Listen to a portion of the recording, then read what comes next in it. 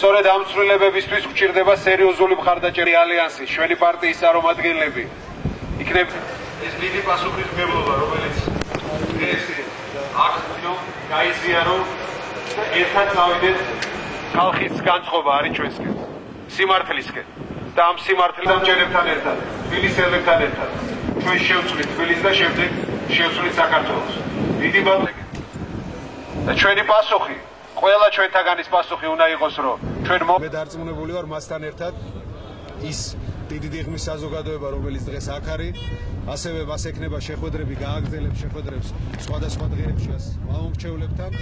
იმ მხარდაჭერი და იმ დობით, რომელსაც ის იმსახურებს ყოველთვის, იქნება წარმატებული დეპუტატი და წარმომადგენელი ამ რაიონის.